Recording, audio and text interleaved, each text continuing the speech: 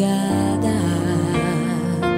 Pra orar por você eu vou nas retas e nas curvas dessa estrada. Eu faço qualquer pausa pra interceder por você,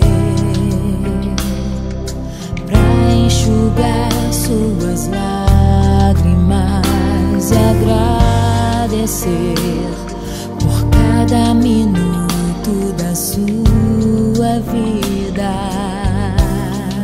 e pelo dia em que você me escolheu.